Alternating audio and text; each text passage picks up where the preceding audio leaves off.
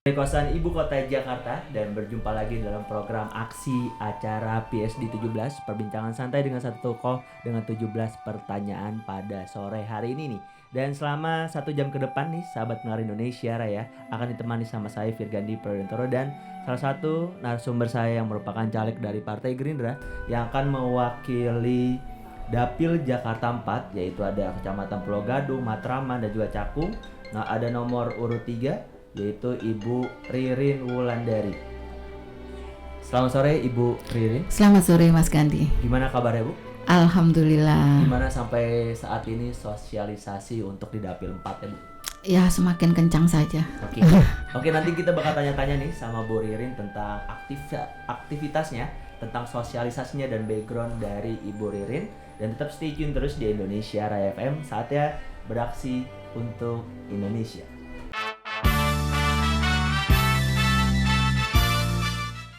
Bersama dengan narasumber kita saat ini sudah ada hadir di depan saya, sudah ada Ibu Ririn Wulandari yang merupakan caleg DPRD Jakarta Dapil Jakarta 4 yang akan mewakili Pulau Gadung, Matraman dan Cakung. Dan Ibu Ririn bisa diceritakan kepada kita background dari Ibu Ririn sendiri itu seperti apa sih? Ya, nama saya Ririn Wulandari, lengkapnya Dr. Ririn Wulandari SEMM. Saya berasal dari Jawa Timur, jadi TK, SD, SMP, SMA dari Probolinggo, Jawa Timur. Kemudian S1 di Universitas 11 Maret Solo, jadi dari Jawa Timur ke Surakarta Solo, Jawa Tengah. Kemudian S2 saya dari UI, Magister Manajemen, jadi dari Jawa Tengah ke DKI. Kemudian S3 saya IPB, Institut Pertanian Bogor, untuk program MB. Kemudian jadi dari DKI ke Jawa Barat. Betul. Jadi saya ini sekolah sudah lengkap Mas, dari Jawa Timur, Jawa Tengah, DKI dan Jawa Barat. Oke. Kalau dari segi organisasi yang sampai detik ini sudah Ibu geluti apa Ibu ikuti, apa aja sih kalau bisa dibagi ke kita? Sekarang ini saya pengurus pusat Perempuan Indonesia Raya. Oke. Ya, kemudian sebelumnya saya aktif di Dharma Wanita, kemudian Ikatan Istri gitu kan. Nah, seperti itu. Dan saya seorang dosen. Oh, sampai detik ini? Sampai detik ini saya dosen dari tahun 91 hingga sekarang. Oke, Ibu, kalau misalnya kalau bisa saya tanya, kenapa sih Ibu tertarik sama Partai Gerindra sampai detik ini, sampai Ibu turun terjun langsung menjadi pejuang politik bersama Partai Gerindra tuh alasannya apa sih Bu, kalau bisa dibagi sama kita? Ya, terus terang alasan saya terjun bersama Gerindra yang pertama adalah karena pemimpinnya Bapak Prabowo Subianto. Saya tahu persis visi dan misinya untuk perubahan Indonesia. Dan saya ingin berjuang bersama beliau untuk menuju Indonesia yang lebih baik. Kalau dari kacamata Ibu sendiri ngelihat Gerindra khususnya di DKI Jakarta sampai dengan detik ini, maksudnya seperti apa Bu kalau menurut pandangan Ibu sendiri sampai detik ini? Gerindra sudah dikenal oleh masyarakat, dan apalagi Bapak Prabowo Subianto ini sangat familiar, sangat dikenal oleh masyarakat, sehingga ketika saya masuk ke masyarakat atau belusukan-belusukan, mereka sangat antusias ketika saya menyampaikan bahwa saya Gerindra dan dan mereka langsung Gerindra identik dengan Bapak Prabowo Subianto, begitu. Dan kalau misalnya kita bisa berbagi di sini Bu, alasan Ibu kenapa sih saya juga harus turun, maksudnya berjuang dan untuk menjadi salah satu caleg di DKI Jakarta DPRD, alasannya apa Bu? Kalau menurut Ibu sendiri, Ya. ini panggilan Ibu atau seperti apa kalau saya bisa bagi di sini? Jadi menurut saya hidup itu adalah seperti berjalan dari satu titik menuju titik yang lain. Oke. Persoalannya adalah dalam berjalan menuju satu titik ke titik yang lain itu apa yang harus kita isi. Menurut saya bagaimana kita memberikan manfaat sebanyak-banyaknya. Selama ini saya sudah dan sedang memberikan manfaat sebanyak-banyaknya kepada keluarga saya, anak-anak, kemudian mahasiswa saya. Tetapi dalam perjalanan selanjutnya dan modal yang saya punya yaitu pendidikan yang sudah lebih baik, ini saya ingin lebih banyak lagi memberikan manfaat ke masyarakat. Menurut saya dengan menjadi anggota legislatif saya akan bisa memberikan manfaat sebanyak-banyaknya kepada masyarakat, khususnya dalam rangka Indonesia yang lebih baik, khususnya di DKI Jakarta ini yang menjadi show modelnya. Ya. Dan kalau misalnya bisa diceritakan sedikit Bu, sampai Ibu tertarik mewakili di DKI Jakarta dan sampai proses sampai Ibu ditetapkan menjadi DCT di DKI Jakarta itu seperti apa sih Bu? Kalau bisa dibagi kepada kita. Jadi semula saya mendaftar sebagai caleg DPR RI. Kemudian ketika saya sudah mulai mendaftar, pilihan saya waktu itu adalah Jakarta Pusat, kemudian Jakarta Selatan dan luar negeri. Betul. Dan ketika saya sudah mulai mendaftar, maka saya sudah mulai bergerak. Yeah. Dan saya sudah masuk ke dalam karena saya tinggal di Jakarta Pusat, sehingga masuk grassroots-nya lah. Betul. Kemudian ketemu teman-teman dan saya sudah membentuk jaringan waktu itu. Tapi ternyata pada saat itu ketika pengumuman itu saya tidak masuk sebagai caleg DPR RI. Kenapa saya memilih Jakarta Pusat? Karena saya tinggal di Jakarta Pusat. Namun demikian saya punya mahasiswa banyak di Jakarta Selatan. Dan saya juga punya teman-teman Facebook di luar negeri. Betul. Nah, ternyata saya tidak masuk sebagai caleg. Ya sudah, saya tetap melanjutkan perjalanan hidup saya sebagai dosen. Dan kemudian saya ingin menjadi peneliti waktu itu. Sudah ditawari oleh satu perguruan tinggi di mana saya disediakan asisten untuk penelitian. Kemudian kebetulan perguruan tinggi tersebut punya penerbit. Beliau wakil rektornya tahu bahwa saya senang menulis. Jadi saya sudah disiapkan sebagai peneliti, nanti kemudian dipublish di dalam tulisan-tulisannya akan dipublish. Betul.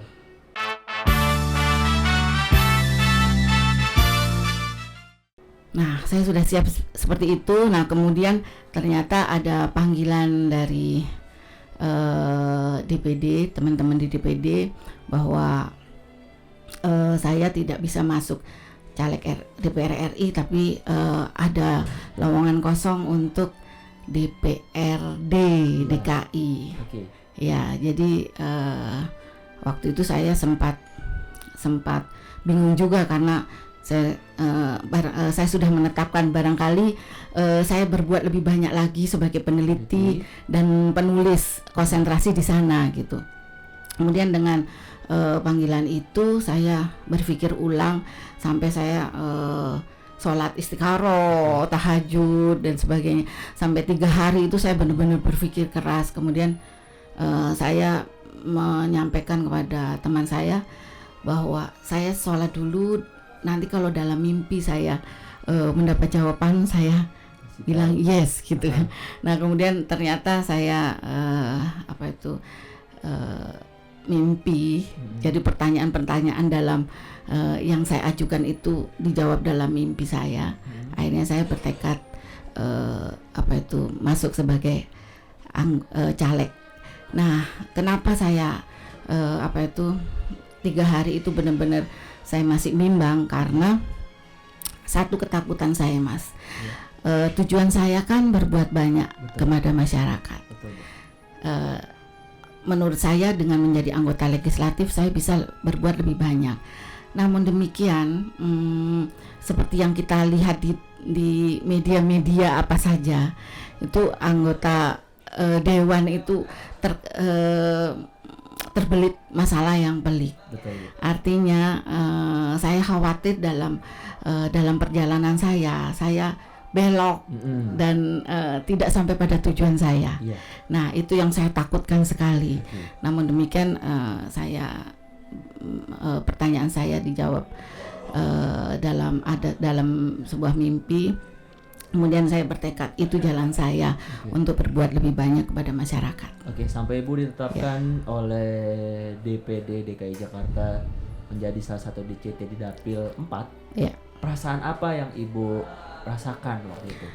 Semula saya takut. Oke. Nah, kemudian ketika saya sudah masuk sebagai DCT, saya ketakutan saya hilang dan saya terus berjuang bagaimana agar saya bisa menjadi anggota legislatif. Begitu. Oke. Pertimbangan apa sih Bu yang sampai Ibu, saya yakin untuk menjadi caleg di DKI Jakarta, apa Bu pertimbangannya Bu? Ya, saya mengikuti Facebook dari Bapak Prabowo bahwa katanya politik itu kotor. Betul. Kalau politik itu kotor, Anda yang merasa bersih dan baik, kenapa tidak masuk? Betul. Begitu. Saya merasa sejauh ini punya idealisme dan ini saya tularkan kepada anak-anak saya dan mahasiswa-mahasiswa saya. Kenapa saya tidak berani masuk ke dalam politik dan memberikan warna yang lebih jernih kepada di dalam politik itu. Oke, dan kira-kira itu memang alasan Ibu sampai berjuang sekarang ini bersama Partai Gerindra. Iya. Oke. Lagu yang soundtrack yang dinyanyikan untuk spesial katanya untuk Ibu Ririn Wulandari nih ya. Soundtrack yang dibikin oleh Ibu Ririn nih ya. Itu sebenarnya sampai kepikiran untuk bikin jingle seperti itu apa sih Bu, kalau bisa dibalik? Iya, saya kan harus mensosialisasikan nama saya. Oke. Saya ini bukan orang top. Barangkali hanya mahasiswa saya saja yang kenal saya. Oke. Jadi sehingga konstituen saya harus nama Ririn Wulandari itu harus di luar kepala. Apalagi nanti surat suara itu tanpa foto kan, Mas. Ya. Jadi kebetulan ketika saya belusukan, saya bertemu dengan sekelompok anak-anak remaja yang dimana mereka selalu bawa gitar, kemudian mereka sepertinya kreatif. Nah, saya ngobrol-ngobrol, kemudian mereka mau menjadi tim sukses saya. Jadi dalam dalam sosialisasi ini saya melakukan 2 hal. Yang pertama saya membentuk tim-tim sukses. Nah, jaringan-jaringan tim sukses di RT dan RW. Nah, kemudian dan tingkat kelurahan. Nah, dari situ saya melakukan belusukan-belusukan. Nah, mereka anak-anak ini mau menjadi tim sukses saya sehingga bisa merekrut konstituen-konstituen yang masih remaja. Nah, kita sering ngobrol, mereka datang ke posko saya, kemudian mereka menawarkan, "Bu, saya bisa bikin lagu loh, masa?" Iya, coba buktikan. Kebetulan saya juga senang musik, Mas, walaupun saya nggak bisa satu alat musik pun. Nah, kemudian akhirnya saya belikan gitar mereka, latihan di posko saya, jadilah lagu ini. Seperti itu. Memang ini merupakan sedikit daya tarik ya Bu ya, untuk mengajak masyarakat untuk mengenal Ibu. Betul, iya. Oke, kalau kita ngomong di dapil Ibu di 3 kecamatan ini Bu, di Pulau Gadung, terus di Matraman dan Cakung ini, karakteristik dari masyarakat dapilnya di sana tuh seperti apa sih Bu kalau Ibu udah lakukan sosialisasi? Ya, dapil saya ini 3 kecamatan. Betul. Pulau Gadung, Cakung, Matraman.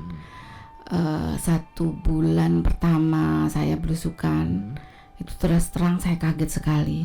Karena saya kagetnya adalah ini Jakarta apa bukan? Betul. Jadi ketika saya masuk ke sana, ini Jakarta atau bukan? Nah, kemudian kendala yang saya alami adalah ketika saya belusukan, mereka selalu meminta, Bu, mana sembakonya? Ketika saya bagikan kartu nama saya, kemudian mereka bertanya mana sembako dan sebagainya. Nah, saya jawab, saya membawa senyuman dan harapan, begitu. Nah, mereka itu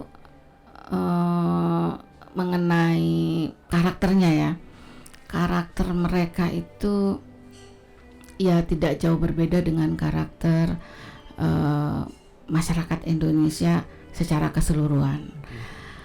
Ada yang mempunyai idealisme dan ada juga yang tidak punya idealisme. Nah, di dalam merekrut konstituen saya, ini saya mencari mereka-mereka yang punya idealisme sehingga bisa berjuang bersama saya. Selalu saya katakan kepada mereka bahwa kenapa harus berjuang bersama Ririn dan Gerindra, karena Ririn bersama Gerindra ini akan memikirkan masyarakat, khususnya masyarakat DKI Jakarta. Begitu. Dan kalau Ibu ngelihat sampai detik ini, permasalahan apa sih Bu yang menjadi concern Ibu nantinya di dapil Ibu, khususnya di dapil 4 itu apa aja Bu kalau udah Ibu lakukan sampai sekarang? Ya, saya memang fokus kepada pendidikan, kemudian dan kesehatan. Dan di dalamnya juga mengenai pemuda-pemudinya. Nah, sehingga di dalam belusukan saya mengamati di bidang pendidikan dan kesehatan serta pemuda-pemudanya. Ada beberapa permasalahan. Yang pertama adalah saya menemukan PAUD, pendidikan anak usia dini, yang fasilitasnya itu masih minim. Guru-gurunya masih sebagai relawan. Jadi digaji antara 75.000 sampai paling banyak 200.000 per bulannya. 200.000 itu yang sudah mempunyai izin prinsip. PAUD yang sudah punya izin prinsip. Malah saya menemukan di suatu daerah anak-anak kecil itu belajar di kolong jembatan. Ya, yang paling saya prihatin adalah untuk daerah-daerah yang tanah garapan, Mas. Di mana di daerah-daerah tanah garapan itu berpenduduk 1.200, berpenduduk 500, itu sekolahnya minim sekali, nyaris nggak ada.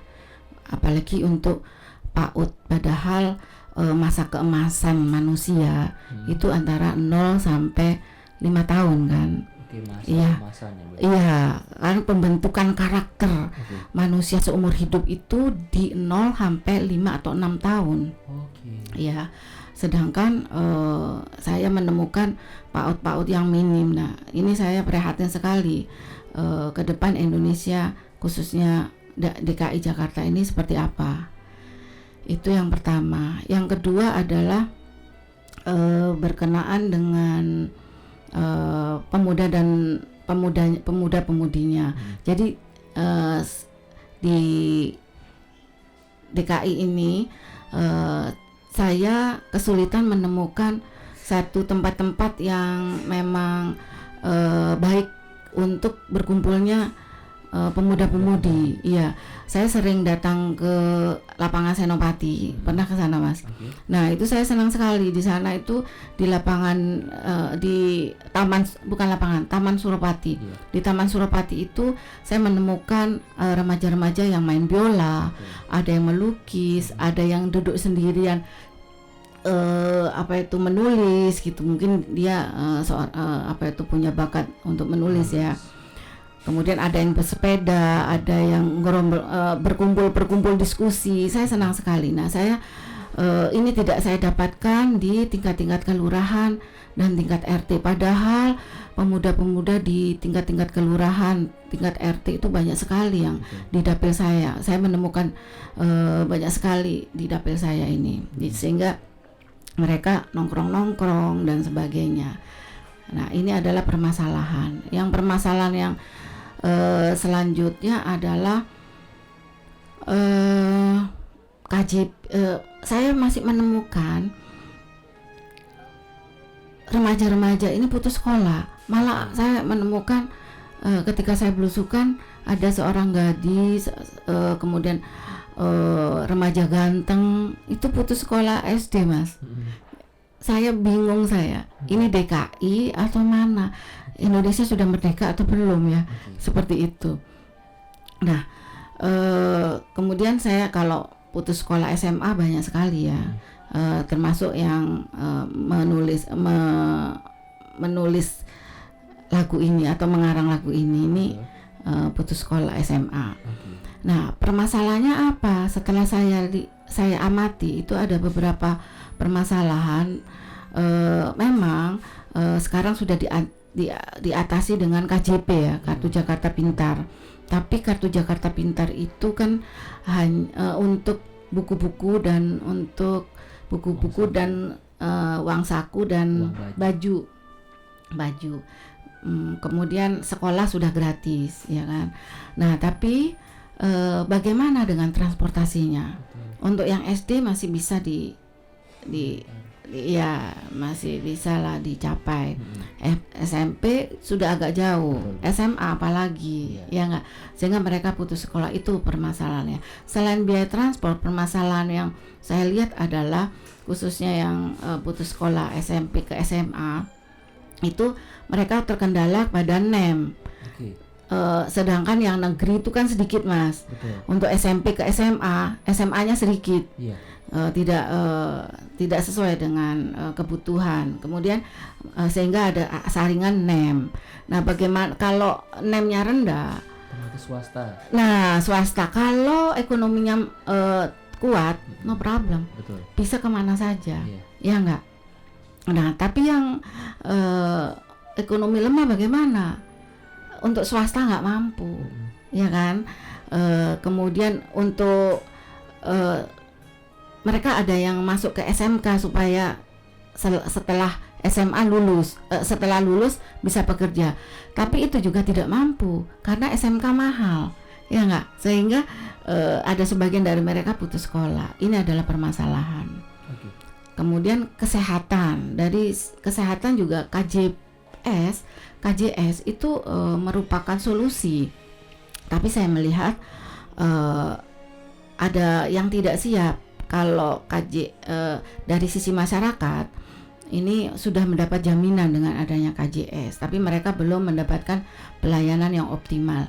Pelayanan optimal ada 3 hal yang harus diperhatikan. Pertama adalah masyarakatnya itu sendiri, kemudian fasilitas kesehatan, tenaga medis, dokter, sampai rumah sakit dan sebagainya. Yang ketiga adalah pemerintah. Nah, dengan adanya fasilitasnya yang masih kurang, sistem rujukannya juga tidak jalan.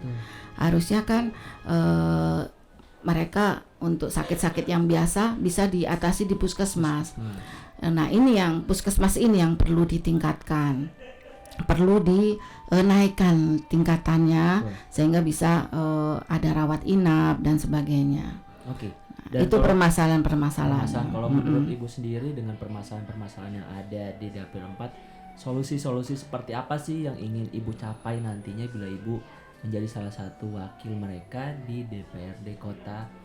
DPRD Provinsi DKI Jakarta, Bu?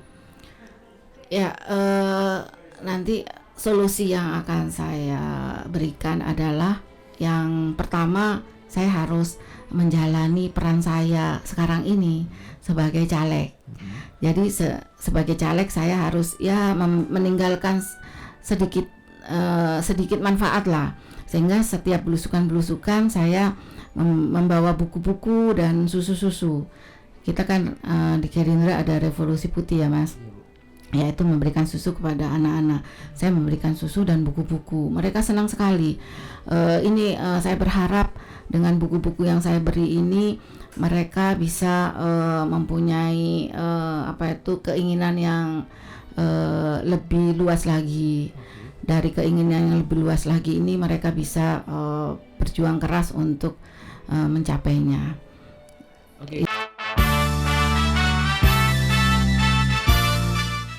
Setelah jadi anggota legislatif, nah saya akan berjuang di pertama adalah memperjuangkan PAUD, keberadaan PAUD. Ini harus dibenahin Mas, karena ya itu tadi bahwa masa keemasan manusia adalah di 0 sampai 6 tahun. Jangan sampai hanya orang-orang yang masyarakat menengah ke atas saja yang bisa mengoptimalkan kemampuannya.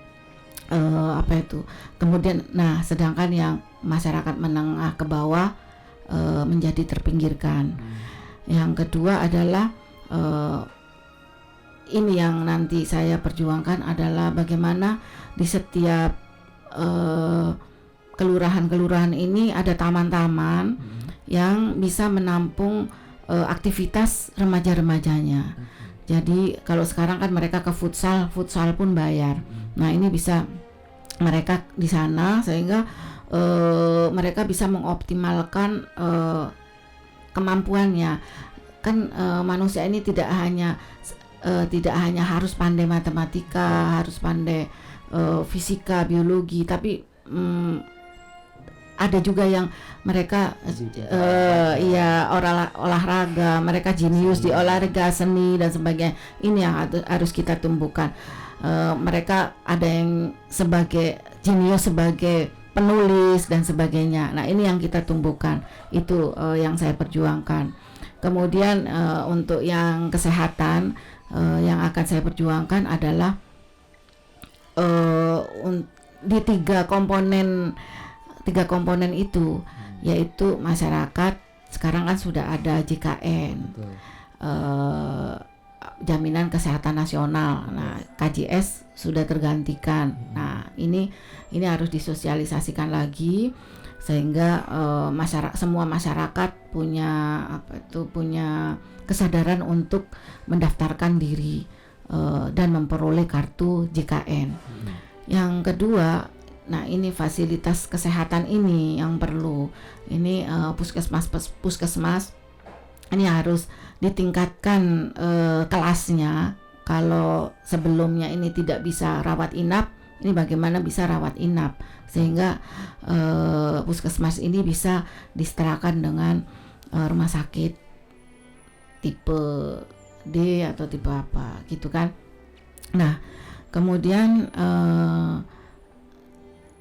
pemerintah, nah ini yang membawa kebijakan-kebijakan dari yang kedua, komponen yang kedua tersebut dengan adanya JKN ini bagaimana agar motivasi dokter, perawat, kemudian tenaga medis yang lain ini bisa optimal sehingga bisa melayani masyarakat dengan secara optimal. Jadi masyarakat bisa akses dengan baik tapi juga mendapat pelayanan dengan baik pula.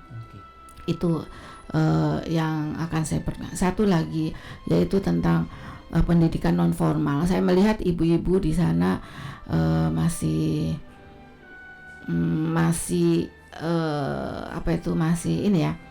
masih tidak produktif.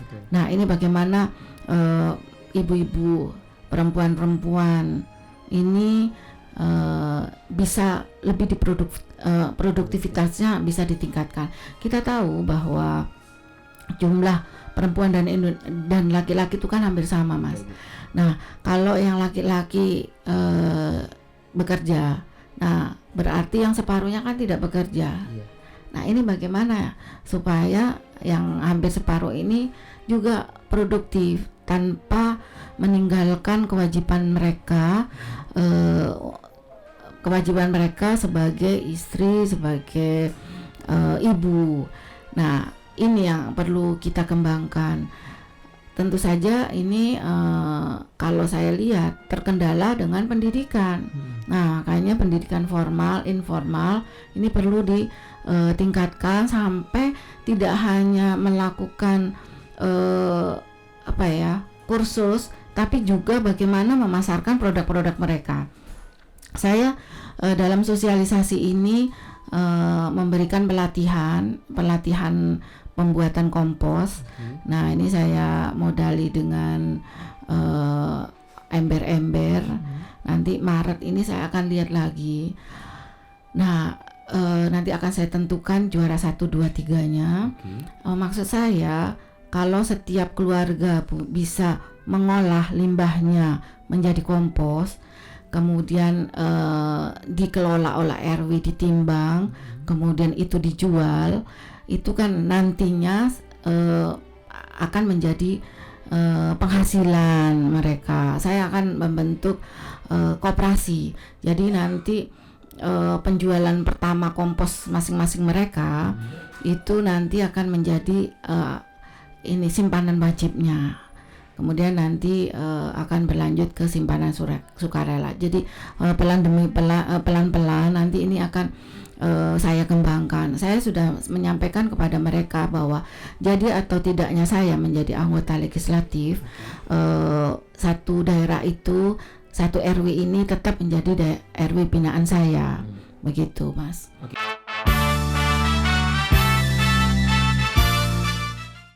Dan kalau kita bisa bagi dengan Ibu visi misi atau tagline Ibu sendiri itu apa sih Bu untuk pencalekan sekarang ini, kalau bisa dibagi sama kita? Ya, saya ingin menjadi seperti yang saya sampaikan tadi, Mas, bahwa perjalanan adalah seumpama beranjak dari satu titik ke titik yang lain. Dari saya tidak menjadi caleg menjadi caleg itu kan sebuah perjalanan. Kemudian dari saya menjadi caleg, kemudian menjadi alek, insya Allah itu kan sebuah perjalanan pula, ya kan. Menjadi caleg ke alek ini haruslah bermanfaat. Jadi visi saya sederhana sekali. Saya ingin bermanfaat bagi anak-anak saya, keluarga saya, dan lebih luas lagi kepada masyarakat. Kemudian misinya untuk ke arah sana.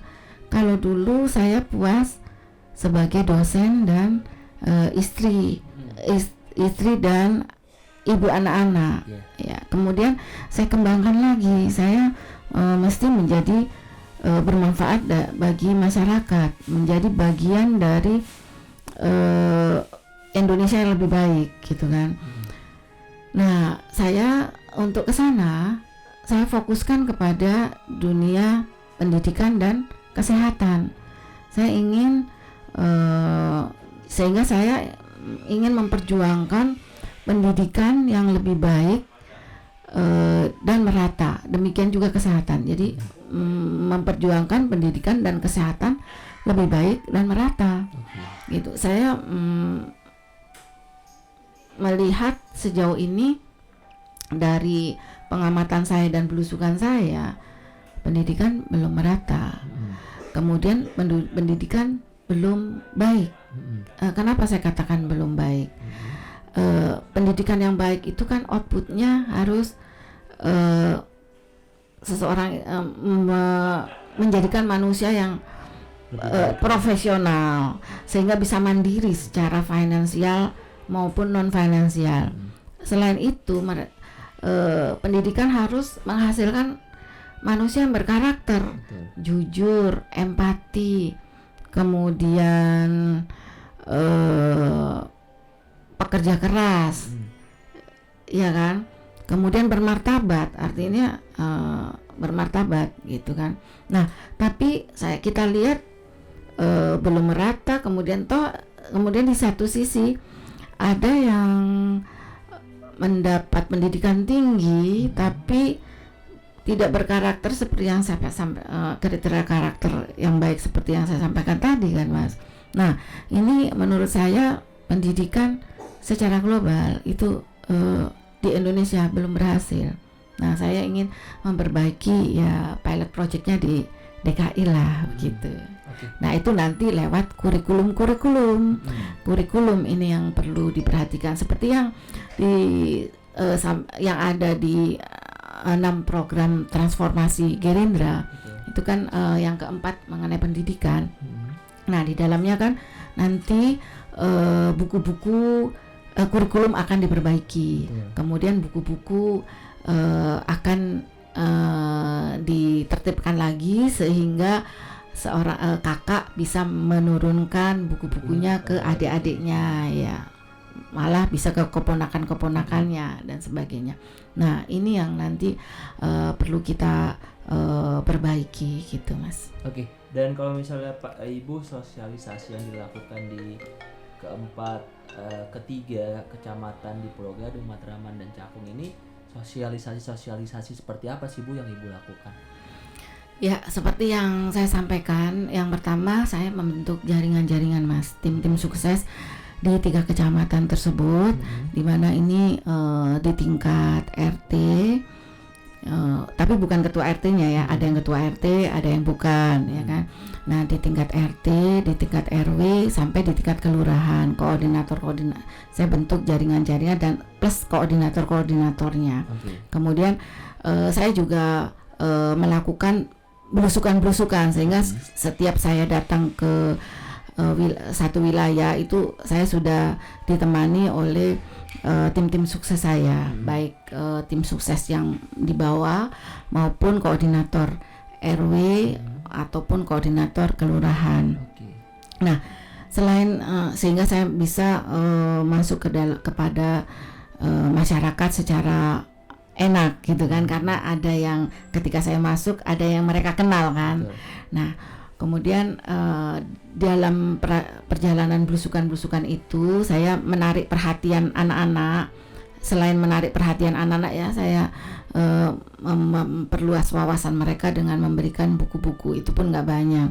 Kadang-kadang setengah perjalanan sudah habis bukunya. Nah kemudian selain belusukan saya juga memberikan pelatihan kepada anak-anak, pelatihan kepada ibu-ibu. Contohnya yang tadi kompos ini nanti kan saya berikan kepada beberapa wilayah. Kemudian saya juga juga melakukan ke PAUD. PAUD ini saya tidak kampanye Mas. Saya mendudukkan sebagai ibu guru. Jadi topik yang saya bawakan adalah profesi dan cita-cita. Saya mengenalkan beberapa profesi dan saya menjaring atau memaksa anak-anak untuk punya cita-cita gitu. Jadi saya mendudukkan sebagai ibu guru. Jadi selain saya bisa tahu permasalahan PAUD, saya juga bisa memberikan sesuatu pada anak-anak.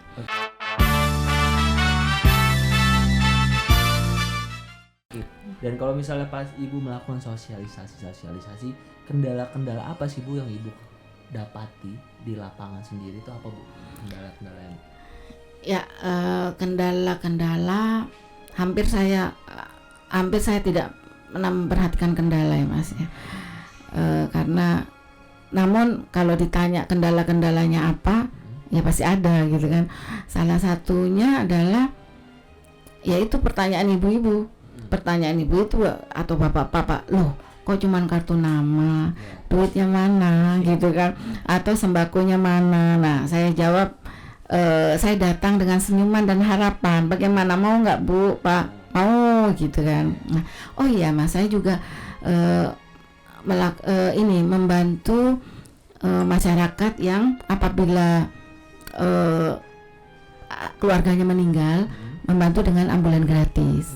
Ya, Gerindra kan menyiapkan ambulan gratis. Saya biasa pinjem dari DPC yang DPC Jakarta Utara, Jakarta Pusat, Jakarta Timur gitu kan.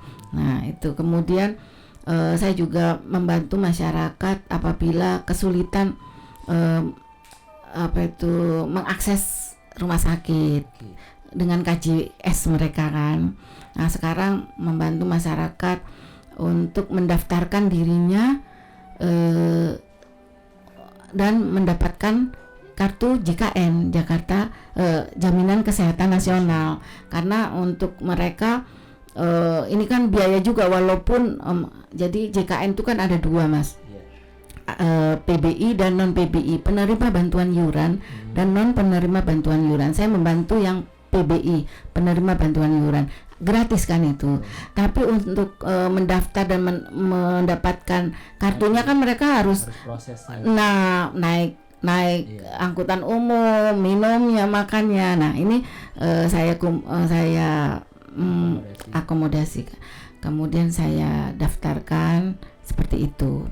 Oke. Dan kalau misalnya Ibu lihat sekarang ini memang ada, kita mengetahui kalau politik itu memang ada sedikit kompetisi nih Bu, antara khususnya untuk yang wanita dengan pria nih. Pria, iya. Ibu bagaimana mengantisipasi, pastikan baca pasti ada perbedaan antara laki-laki dan wanita atau perempuan sendiri dalam berbagai hal untuk dunia politik. Bagaimana Ibu menanggapinya Bu kalau untuk masalah ini?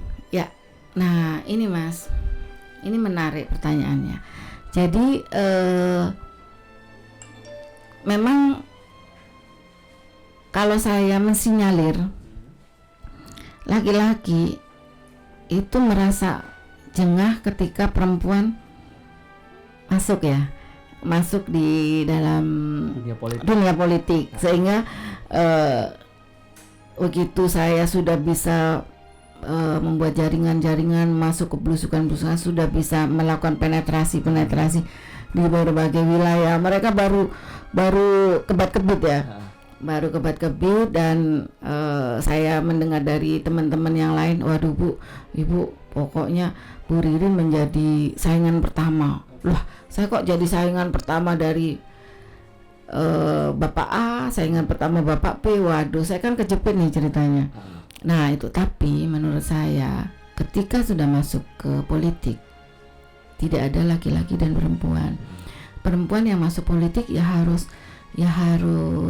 tegas, ya harus berani, dan memang ya harus punya strategi yang tepat. Betul. Seperti itu, yang tidak berbeda dengan laki-laki dan perempuan, yang tidak berbeda dengan pria gitu kan. Oke. Ya. Kalau Ibu sendiri menanggapi tentang setiap pemilu pasti ada yang namanya money politik nih Bu ya, atau politik uang. Nah Ibu sendiri menanggapi dan mengantisipasi dari politik uang sendiri itu seperti apa Bu?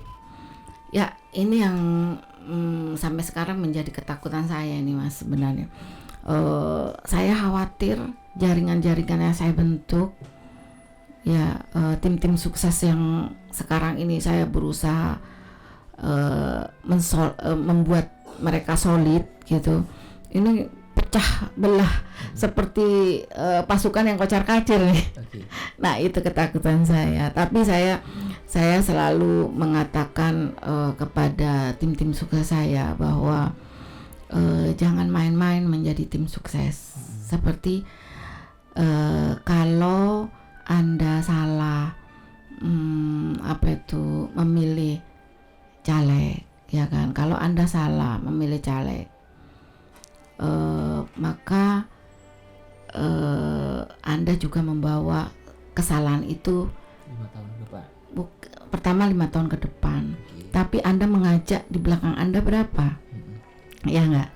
Nah, kemudian kalau Anda percaya saya, kemudian saya baik, saya lurus sampai pada tujuan kita, maka Anda juga mendapat ya pahala kan.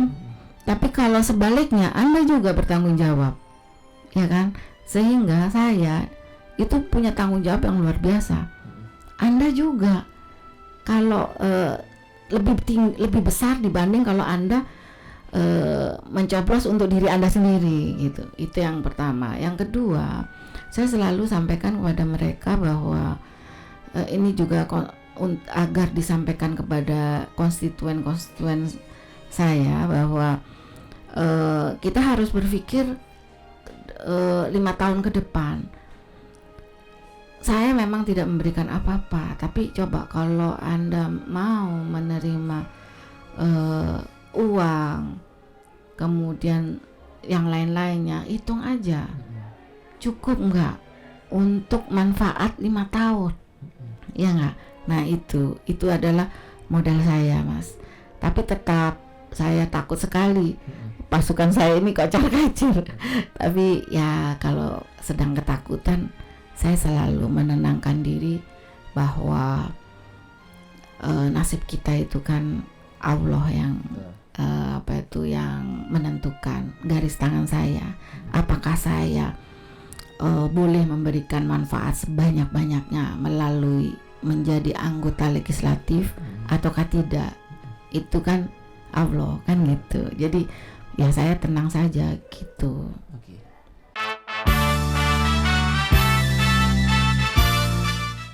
Dan kalau misalnya ada pertanyaan, saya merupakan salah satu nih Bu, pemilih yang ada di Dapil 4 nih. Iya. Dan pada 9 April 2014 kan banyak sekali, ada 12 partai politik dan juga di dalamnya masih banyak caleg-caleg yang juga berjuang, seperti memberikan jargon-jargon seperti itu. Iya. Dan apa sih yang membedakan Ibu Dr. Ririn Wulandari ini dengan caleg-caleg yang lain tuh apa, Bu? Nilai plusnya yang harus saya pilih. Kenapa saya harus milih Ibu Ririn? Apa alasannya itu? Kenapa harus memilih saya? Karena saya dari Gerindra. Okay. Jelas Gerindra partai yang bersih. Pertama, partai yang mempunyai visi jelas dan visi dan misi jelas dan sudah dirinci dalam program-program 6 program transformasi ini, kan gitu.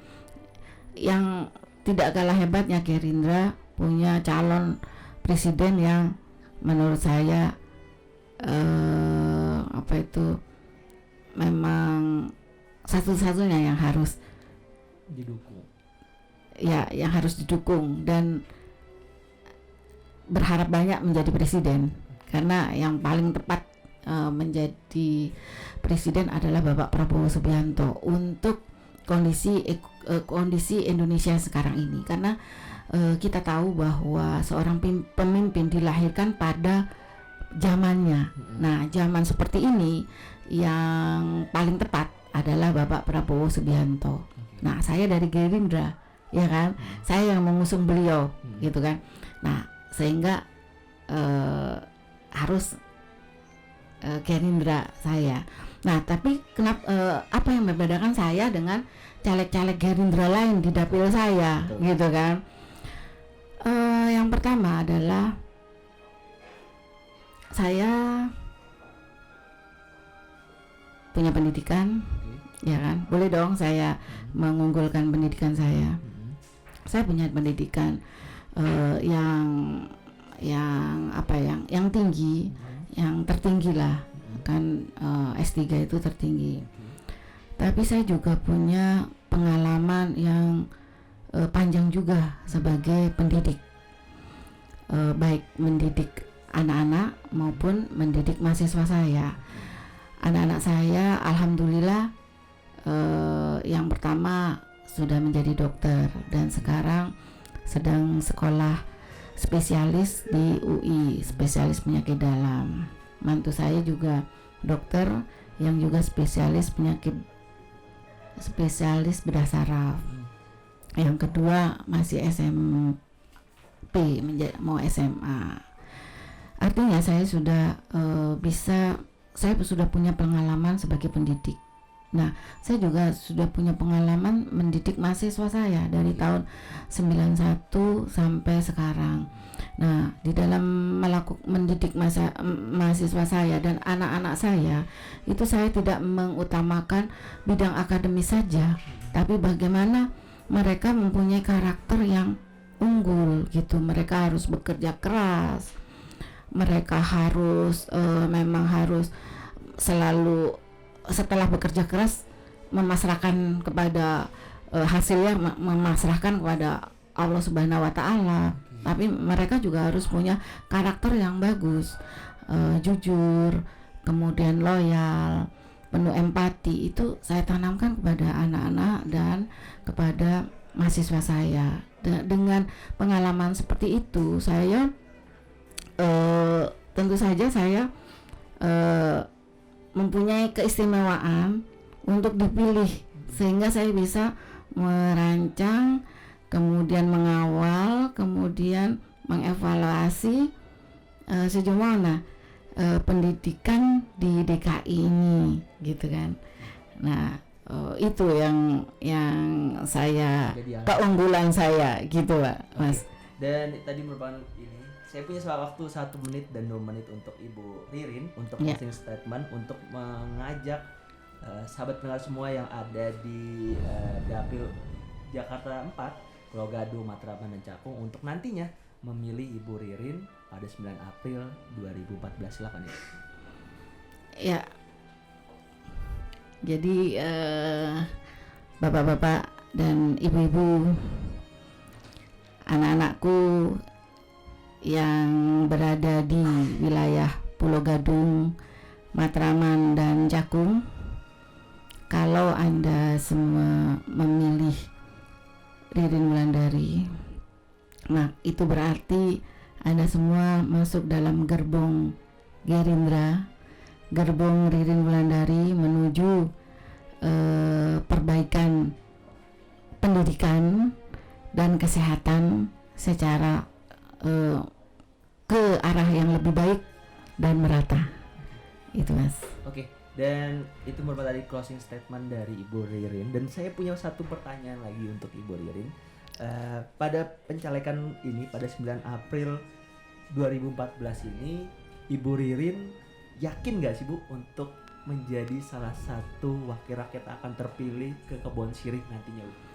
Ya, kalau ditanya yakin, berjuang itu harus penuh keyakinan. Jadi saya yakin Mas. Oke, jadi yakin ya Bu ya, ada di Kebon Sirih. Iya, kalau berjuang tidak penuh keyakinan maka bukan sebuah perjuangan. Menurut saya berjuang itu harus dibarengi dengan keyakinan. Kalau ditanya yakin, ya pasti yakin. Kalau enggak yakin saya enggak berjuang gitu kan. Oke, itu baik. Closing statement dari Bu Ririn yang yakin bahwa 9 April nanti dia akan mewakili Gerindra untuk di DPRD DKI di Kebon Sirih. Dan sahabat pendengar Indonesia Raya semua, dan terima kasih untuk sahabat pendengar yang sudah mendengarkan program PSD kali ini bersama Ibu Dr. Ririn Wulandari yang merupakan caleg dari Partai Gerindra Dapil 4 untuk Dapil 4 Pulau Gadung, Matraman dan juga Cakung nomor urut 3. Dan akhir kata saya Firgandi Pradantoro pamit. Wassalamualaikum warahmatullahi wabarakatuh.